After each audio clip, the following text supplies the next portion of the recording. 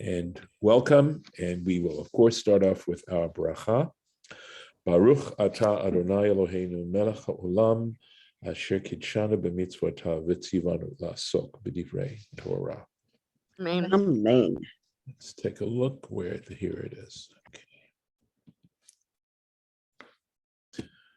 All right, here we are. So again, these beautiful words of Moses speaking, these are his direct speech. That's the way this is composed, his direct speech to the Jewish people. Hashem Elokeinu diber eleinu, the Lord our God spoke to us. Bechorev, we did this verse yesterday in Chorev, and I explained that Mount Sinai in Deuteronomy is referred to as a Chorev. Lemor, saying, Rav lachem shevet bahar hazeh. It is enough that you dwell in this mountain, at this mountain. And so exactly what does that mean? So I would say that if I were reading this without any Rashi, I would say, you've been here long enough. You've been here long enough. Because the very next sentence says, Pnu ulachem, turn and journey, and you journey, etc. Okay? So he's telling them, you want to head off now to the land of Israel. You've gotten the Torah, you've been here long enough, and now it's time to move on. And here's the Rashi. Rav lachem shevet. Kipshuto, he says, you should take it just the way it sounds. So in other words, the way I just explained it. V'yesh midrash agadot, but there are midrashim, there are interpretations, harbe. I'm not midrashim agadot. Harbe, this could be, I don't know where the comma comes, okay? Because it could mean there are many midrashim, but it could be v'yesh midrash agadah, but there's also a midrash, harbe gedola lachem. You have much greatness. So this harbe could go both ways, okay? V'schar al yeshivachem, and reward for your dwelling here, your remaining here, bahar hazeh, at this mountain. And here we go. Asitem mishkan, you constructed a tabernacle, menorah, a menorah, the chelim, and the vessels. Kibaltim Torah, you received the Torah. Minitim lachem sanhedrin, you appointed for yourselves a sanhedrin. Sarei alafim, captains of thousands, the sarei me'ot. So that's another way of Rav lachem to understand this sentence's meaning.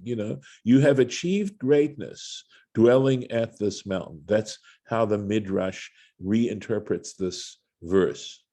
Okay, so Pnu usulachem, turn and journey. You should journey. Uvo'u har ha'emori, and come to the mount of the Amorites. Ve'el kol shchenav, and to all its neighboring, its surroundings, ba'arava, in the arava, bahar, on the mountain, uvashfela, and in the lowlands, uvanegev, and in the Negev in the south, uvachof hayam, and at the seashore. Eretz Knaani, the land of the Canaanites, v'hal vanon. So, and we could simply say Lebanon, but we know, if you have some basic Hebrew, you know that the word Lavan means? White. Thank you. And what is a significant geographic marking in the country that is white? Pretty much. Peleg. Yeah, no. Sorry. When I said a geographic item of note. Okay. Fan. So, okay. No. Snow on the top of Mount Hermon. Yeah, exactly. So the Levanon is another term for Mount Hermon. And incidentally, later on in Deuteronomy, he talks about the other peoples that have other names for it. And it's also known as Sirion. And the word Syria clearly comes from Mount Hermon, because Mount Hermon, if you've ever been to Israel and you've seen Mount Hermon, it is such an imposing geographical, item, so that Lebanon is named after it, Syria is named after it. And by the way, so it's sort of interesting, and it's possible that the word snow also comes from one of the names that Mount Hermon has. Okay, I think there's if we get to it, and if it's covered by the areas that we're dealing with in the Torah, there's an interesting Rashi there that shows it. But now you understand why it's called Lebanon and why it's called Syria. They all are named basically by Mount Hermon. Ad HaNahar HaGadol, up until the great river Nahar Prat, the Euphrates. So this, he's basically giving a broad description of the area that they are to enter, right? So, and notice it doesn't say anything about battles or warfare or anything like that. So, okay, so here we go. Verse 7, Pnu usulachem, zu derech Arad vechorma. He's saying they have to turn by way of Arad and Chorma. These are geographic locations. Uvo'u har Emori, and he says, and arrive at the Mount of the Amorites. And he simply says, Kamashma'o, as it states. Take this the way it comes. The El Kol Shchenav, and all its neighboring areas. And he says, Ammon, Moav, and Har Seir. Har Seir, of course, is where Edom, it's another name, I suspect, for Edom. But you know that these are areas that are contiguous to the land of Canaan on the eastern side. Ba'arava, ze mishor shel ya'ar. Now, I tried to do some research on this. I never came up with a really great explanation. Literally, it means a mishor is a plain, shel ya'ar, of the forest. What he's referring to, I do not know for sure. But it could be, that area on the west side of the Judean hills, maybe that's what he's referring to, that there must have been some wooded area that he was referring to, because that's the only place where there's a plain. You go up into the Galilee, that is hilly, right? And of course, the mountains of Judea are also clearly hilly, right? So around Tel Aviv, that area, it's flat, right? As you head up towards Haifa. Bahar, and again, I don't know what he's referring to. He says, Zeh Har HaMelech. This is the mountain of the king. Well, maybe by Melech he means, Mount Zion, or maybe the Temple Mount. Is that what he's referring to? I do not have a good answer for you. I do not know. Maybe one of you do. I don't know. Uvashfela, the lowland, okay? Shafel means low, lowly. Zeshfelat darom. This is the lowland in the south, towards the south. Uva Negev, Uva Chof Hayam, and in the Negev and the seashore. Ashkelon, so that's where the Philistines settled ultimately. Ashkelon, the Gaza, right? The Kesari, and also Caesarea. Of course, it wasn't called that at the time, but at least we understand what he's referring to. This is all along the seashore as you head up towards Haifa. V'chule, etc. Kedeita besifre, as is in Sifre, in that midrash, halachic midrash on Numbers and Deuteronomy. Ad hanahar hagadol, up till the great river. So you understand that the Euphrates starts off, its source is up north of Israel as it heads towards, I think, the Persian Gulf, if I'm not mistaken. Okay, and this is the little deal I was teasing you with before. Mipnei sheniskar im Eretz Yisrael, because the river is mentioned in relation to the land of Israel, Kor'o Gadol. It is called great. In other words, it's not really a great river, certainly not at that particular point, not at its source. Even the Mississippi ain't so big at its source early on, okay? So why is it called the big river? And not only that, I think I was looking at some Siftei Chachamim, and he mentions how back in Genesis, where it's mentioned, the four rivers, it's mentioned lost, okay? So here we go. Mashal Hediot.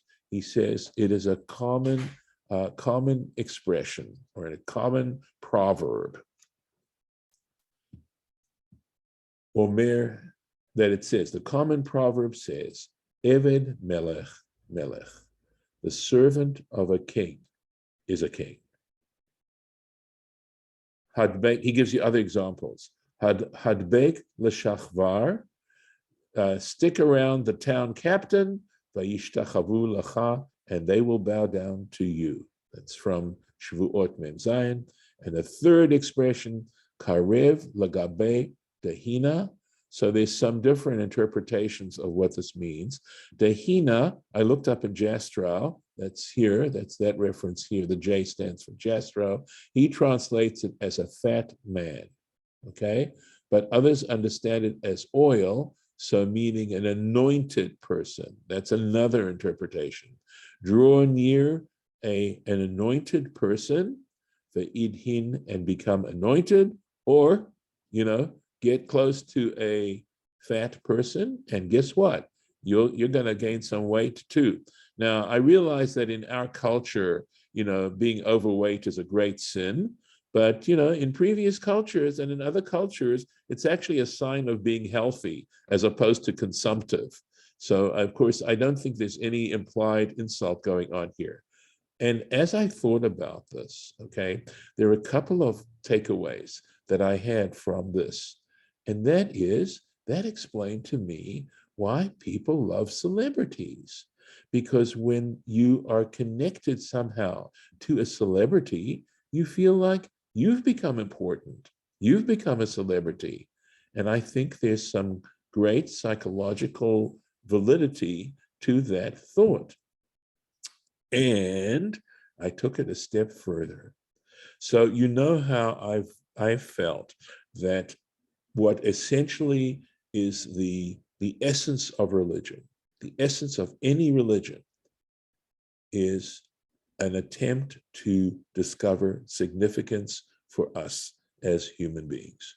In other words, religions try to answer the most fundamental question, which is, why do I even exist? Why am I going through all the various, aspects of life, both the pleasure and the pain, which is so fleeting, and in the realm of the infinite appears to be so insignificant. Why am I going through? Why am I alive? And that's what religion tries to answer. And in Judaism, through the mitzvot, right, because we are responding to divine commandments, we are connecting ourselves to the infinite and the ultimate. And that gives our own lives significance. Because we aren't just doing these things for ourselves, right? But we are doing these things for something far greater. We believe that these practices, these commandments are, in other words, like he says, the servant of a king is a king. And that's what this is saying. Any comments?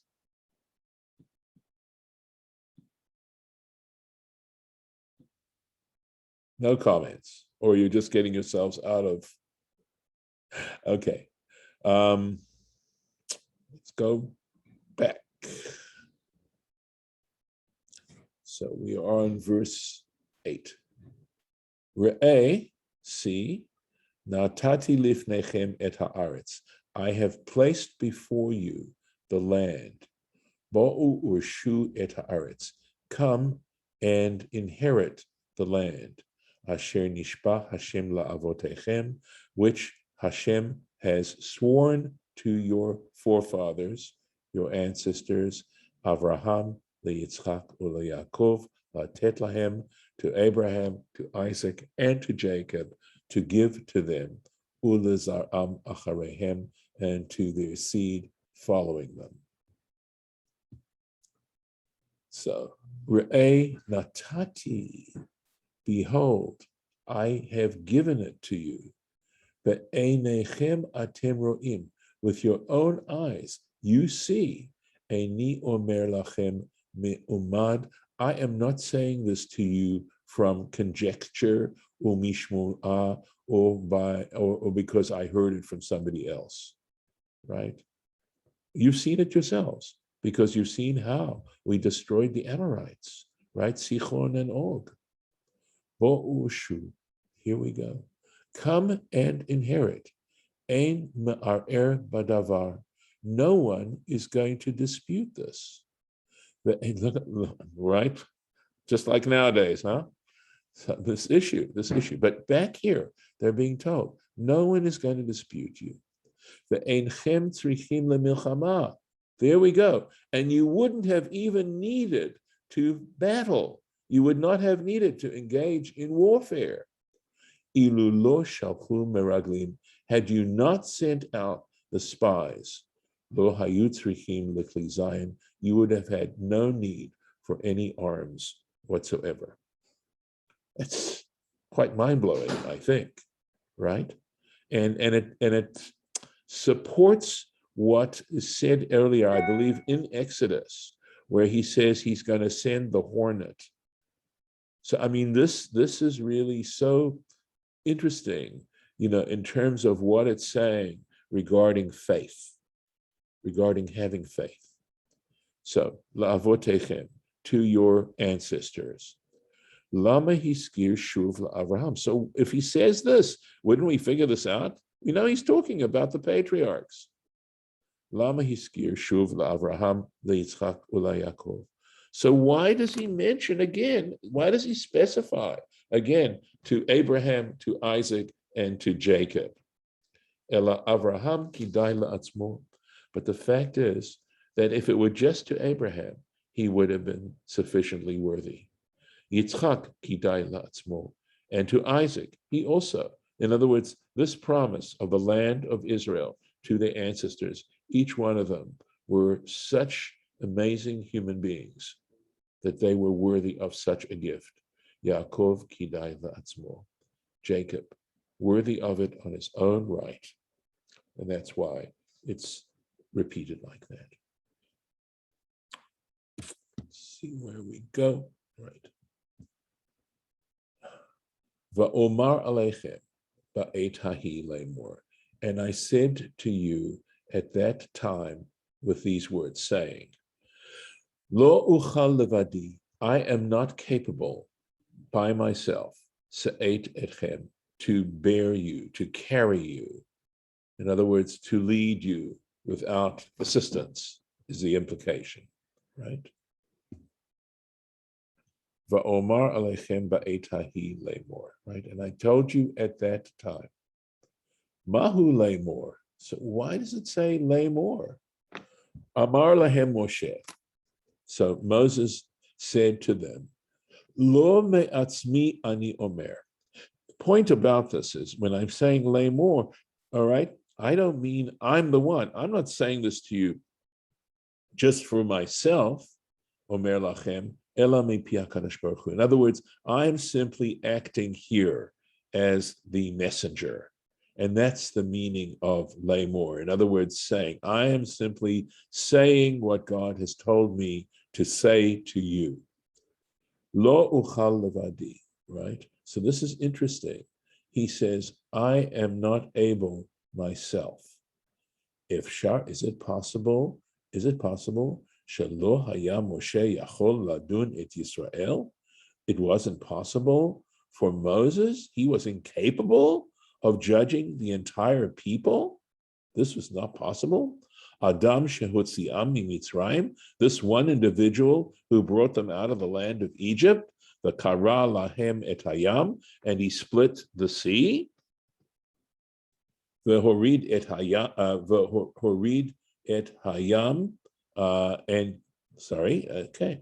and he also brought down the sea.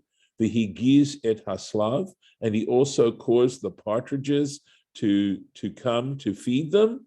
Lo haya yachol ledunam, and he should not be able to judge them. Elakach amar lahem. Okay, but this is what he was conveying to them. Hashem Elohechem hirba etchem, right? The Lord your God has made you great. Okay, Now that can be understood in several ways. It's interesting, right? There's going to be some irony here, I think. Higdil v'herim etchem. He made you great, and he exalted you al dayanechem, over your judges. Let's go on. He explains. Natal et ha'onesh mikem. He removed the punishment from you, unatano al hadayan, and he placed its responsibility on the judge. So, v'chein amar Shlomo, and so Solomon, King Solomon said in his wisdom, in Kings 1:3, Ki mi yuchal lishpot et amcha hakaved hazeh. For who is able to judge your, literally it means heavy, right? But also we've got the word kavod, right? You're honored, how can I put it? Gosh, I'm trying to think of how I can put this in English. Your nation that is so profound. Is it possible? Mi shekatuv bo. Is it possible? So he's talking about Solomon. Why did Solomon say such a thing? Is it possible that regarding the one about whom it's written in chapter 4, v'yachkam mikol adam, that it said he was wiser than any other person? Omer mi yuchal lishpot. He should say, who is capable of judging? Elakach amar Shlomo. But this is what Solomon meant. Ein dayanei umazor. The judges of this nation, kedayanei sha'ar ha'umot, they are not like the judges of other nations, of dei chochavim, who worship idols. She'im dan v'horek, because if such a judge of these idolatrous nations judges and executes, umakeh, or he lashes, right? He beats, v'chornek, or he strangles, umate et dino, and he bends his judgment, meaning he doesn't judge properly. He shows favoritism, for example. The gozel, or he robs. This is the judge who's using his power to do these particular things. Ein bechachkum. He doesn't have to show consequences. They don't consider it. No big deal. Ani, however, this is Solomon, right? Im chayavti mamon shelo kadin. If I told someone that they owed that person money and it was an improper judgment, it was not in a just way, nafashot ani, okay. I think shelo kedin nefashot ani nitba. So this is interesting. Oh, okay. I'm not sure if what he's saying here is that if I told the person that he could compensate that person, and in fact it was a capital offense, right? And while there are many protections to prevent an actual execution in Jewish law within halacha, when there is in fact a Sanhedrin, or that you can have a court of 23 judges, and I said there are many issues and protections to prevent that from happening in an unjust way. Nevertheless, Jewish law accepts the notion of capital punishment, that under certain circumstances, and if in fact deserved, that would be literally the execution of justice. Ani nitba, I am caught if I don't judge properly.